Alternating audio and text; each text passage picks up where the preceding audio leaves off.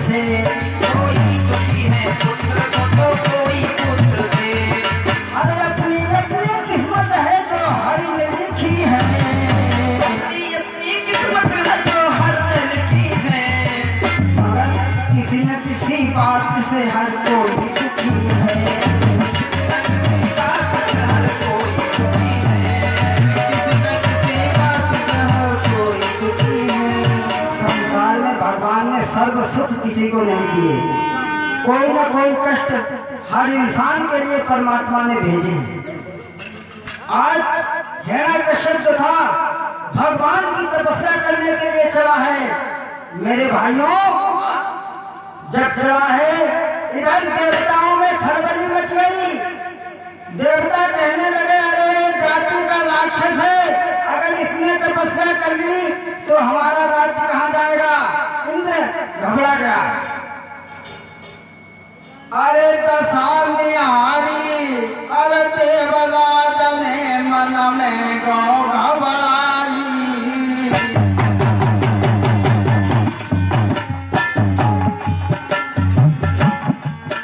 और दशानिहारी देवराज ने दिल में गौ घबराई। अरे भागो फोरना गद्दी छोड़ी के पहुंच गुरु की न जाई।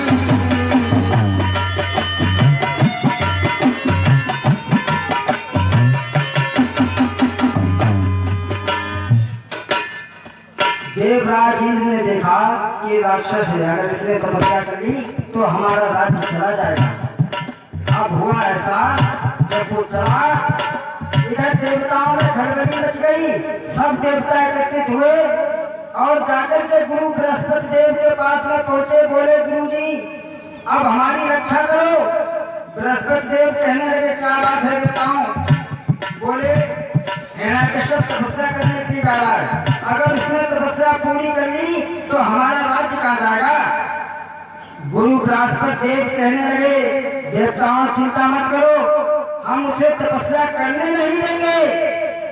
जैसे ही हिरण्यकश्यप जंगल में पहुंचा, गुरु बृहस्पति देव तोता का रूप बना करके वृक्ष पर बैठ गए और राम राम की रचना लगाने लगी।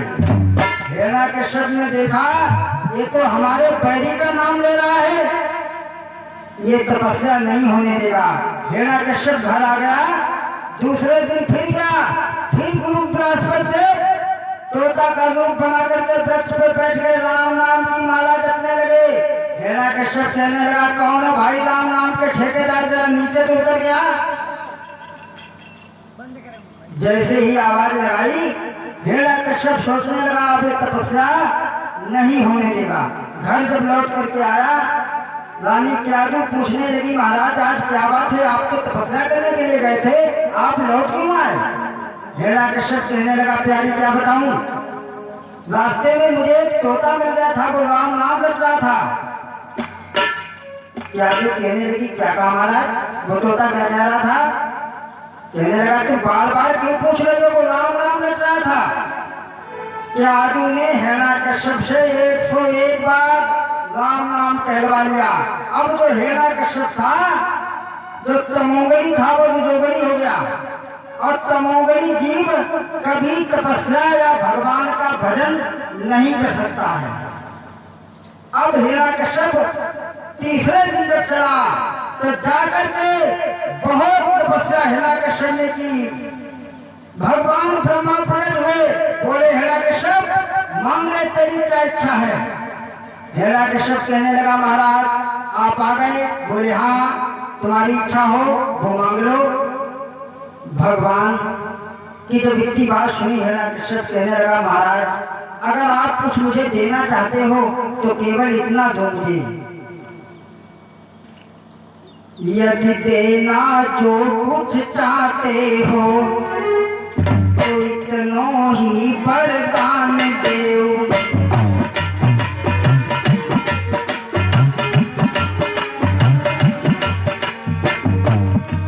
यदि देना ही कुछ चाहते हो तो इतनो ही वरदान देओ। दिन में न मरूं निस में न मरूं,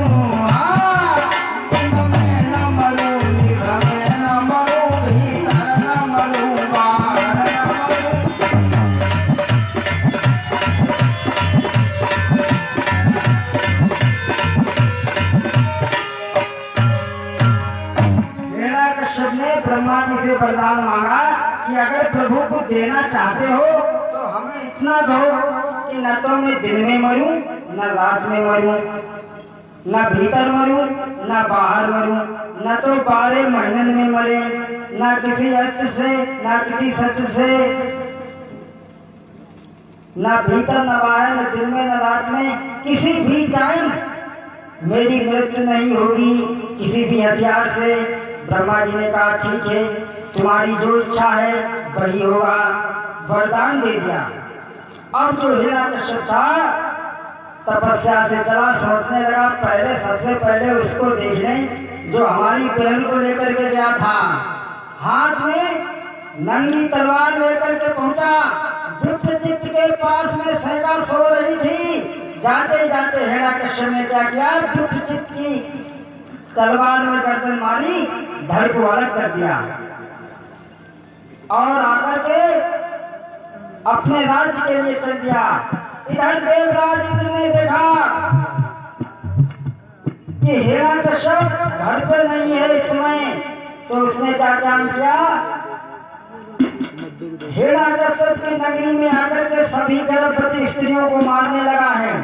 जब तक नारद बाबा आ गए, नारायण नारायण, और नारद जी का सबसे प्रिय गीत क्या है, श्रीमन नारायण नारायण नारायण, श्रीमन नारायण नारायण नारायण, श्रीमन नारायण नारायण नारायण, भगवान नारायण नारायण नारायण, जो नारायण नाम लेता है, जो नारायण नाम लेता है, पाप होत सब छारायण, श्रीमन नारायण नारायण नारायण, श्रीमन नारायण नारायण नारायण, सबरी के बेर सुदामक तंदुल, सपरिक तेर सुदामक तंदुल, रुचिर की भोग लगा नारायण, श्रीमन नारायण नारायण नारायण, भगवान नारायण नारायण नारायण। देव श्री नारद आ जाते हैं और इंद्र को आकर के रोका, इंद्र ऐसा पाप मत करो, तुम हिरण्यकश्यप की रानी के उदर में ऐसा पुत्र पैदा होगा जो अपने बाप का भी नामो निशान मिट देगा, ऐसा भक्त पैदा होगा। नारद की बात को मान करके इंद्र लौट जाता है और इधर हिरण्यकश्यप अपने राज्य में आया तो उसने एक नई कानून बनाई। देखो हमारे राज्य में हवन कीर्तन पूजा पाठ संपन्न, अरे जितना घी पूजा पाठ में लगाते हो उतना खाओ, शरीर को बनाओ, खाली मुड़ी में क्यों जला रहे हो। हर जगह पर टैक्स बढ़ा दिया, शौचालय में भी टैक्स बढ़ा दिया उसने, गाड़ियों में भी टैक्स लगा दिया, हर चीज में टैक्स। अब तो हिरण्यकश्यप का उपद्रव बहुत ज्यादा बढ़ गया। इधर धीरे धीरे जब समय बीता तो रानी केयादु के गर्भ से भक्त प्रहलाद का जन्म होता है। जब जन्म हुआ तो बड़ा ही खुशी महल में छाई है।